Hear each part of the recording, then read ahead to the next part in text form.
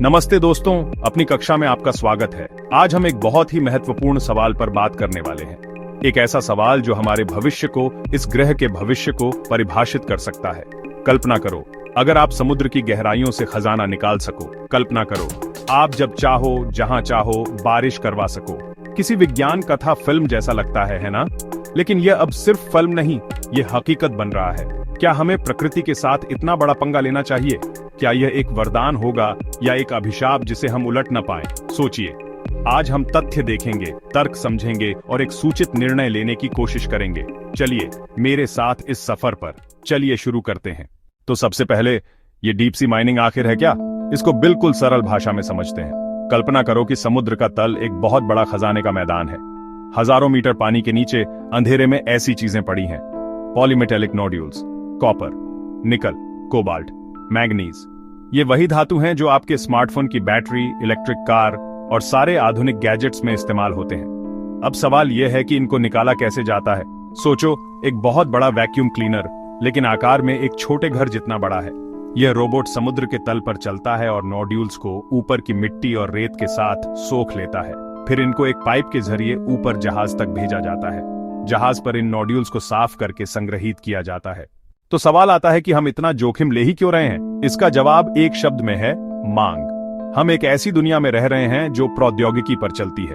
जमीन पर इन धातुओं के भंडार बहुत सीमित हैं और उनको निकालने से पर्यावरण को नुकसान होता है। जमीन पर खनन के लिए जंगल काटने पड़ते हैं, लोगों को उनके घरों से हटाना पड़ता है। समर्थक कहते हैं कि समुद्र के नीचे एक बड़ा भंडार है जो सदियों तक की जरूरत पूरी कर सकता है। अगर हमें हरित ऊर्जा चाहिए तो हमें कॉपर, निकल, कोबाल्ट जैसी धातुएं चाहिए। समुद्र के तल पर यह सब मौजूद है। एक तरह से संसाधन संकट का जवाब। आज इन धातुओं की आपूर्ति कुछ ही देशों के नियंत्रण में है। डीप सी माइनिंग से हर देश अवसर पा सकता है। इससे निर्भरता कम होगी और रणनीतिक लाभ मिल सकता है। लेकिन हर दौड़ की एक कीमत होती है। इस दौड़ की क्या कीमत है? आगे हम इसकी पर्यावरणीय कीमत देखेंगे। अब हम सिक्के के दूसरे पहलू को देखते हैं। हर चमकती चीज सोना नहीं होती। डीप सी माइनिंग से जुड़ी पर्यावरणीय चिंताएं बहुत गंभीर हैं। सबसे बड़ा खतरा है जैव विविधता का नुकसान।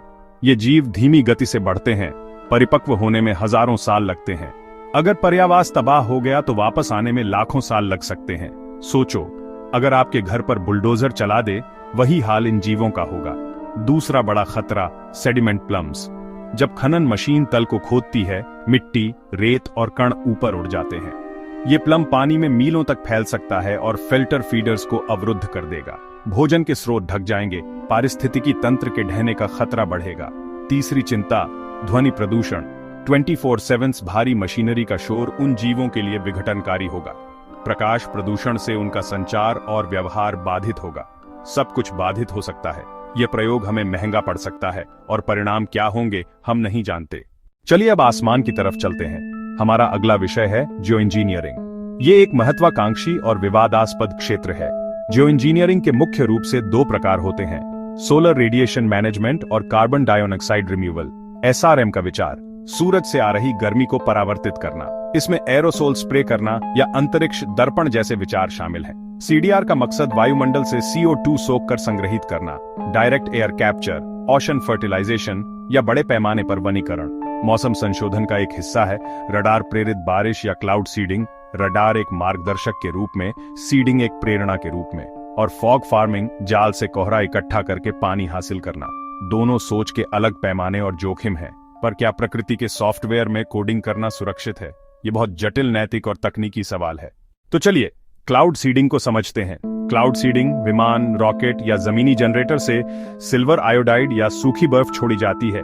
ये कण बीजों की तरह काम करते हैं। बूंदें उनके आसपास जमा होकर बारिश बना देती हैं। फॉग फार्मिंग, तटीय और पहाड़ी क्षेत्रों में बड़े जालीदार नेट लगते हैं। कोहरा जाल से गुजरता है और पानी संघनित होकर इकट्ठा होता है। धीरे धीरे बूंदें पाइपों में इकट्ठी होती हैं। बिना बारिश के स्वच्छ पेयजल मिल सकता है। दुबई क्लाउड सीडिंग का उपयोग करता है। चिल्ली और पेरू में फॉग फार्मिंग से गांवों को पानी मिलता है। ये प्रौद्योगिकियां उम्मीद जगाती हैं, लेकिन दुष्प्रभाव भी हो सकते हैं। आगे हम इन प्रौद्योगिकियों के फायदे और नुकसान देखेंगे। क्या हम अनपेक्षित परिणामों के साथ जीवन जीना चाहते हैं? सबसे बड़ा फायदा, पानी। कृत्रिम बारिश या फॉग हार्वेस्टिंग जीवन रक्षक हो सकती है। करोड़ों लोगों को साफ पीने का पानी मिल सकता है। खेती को मदद मिलेगी। बारिश से प्रदूषण कम हो सकता है। जंगल की आग को रोकने में मदद मिल सकती है। हवाई अड्डों, आयोजनों और आपातकालीन प्रतिक्रियाओं के लिए उपयोगी हो सकता है। तत्काल लाभ काफी सारे हैं। खाद्य सुरक्षा, आजीविका बेहतर हो सकती है। सबसे बड़ा नुकसान, अनपेक्षित परिणाम। हम एक जगह बदलाव करते हैं तो पूरे तंत्र पर असर हो सकता है। एक जगह सूखा दूर करते हुए दूसरी जगह सूखा पड़ सकता है। क्या किसी के पास बारिश तय करने की शक्ति होगी? दुरुपयोग का जोखिम और मौसम युद्ध का खतरा है। इससे नई असमानता पैदा हो सकती है, अमीर और गरीब के बीच। वैज्ञानिक कहते हैं, एहतियाती सिद्धांत अपनाना चाहिए, पहले शोध फिर तैनाती। अल्पकालिक फायदों से आगे सोचना होगा। हर नई प्रौद्योगिकी के साथ दो तरह की आवाजें उठती हैं, एक उम्मीद की और दूसरी चिंता की। इंसान ने हमेशा समस्याओं को हल करने के लिए प्रौद्योगिकी का सहारा लिया है। एक खनन सीईओ, अगर हमें हरित भविष्य चाहिए तो धातुएं कहीं से लानी पड़ेंगी। एक किसान, अगर प्रौद्योगिकी से मेरे खेत को पानी मिले तो क्या बेहतर हो सकता है? पर्यावरणविद और कई वैज्ञानिक गंभीर शंकाएं रखते हैं। समुद्री जीव विज्ञानी, हम समुद्र के उस हिस्से के बारे में 1% भी नहीं जानते जिसे हम खो देंगे। वो कहते हैं, हमें पारदर्शी सार्वजनिक बहस और विनियमों की जरूरत है।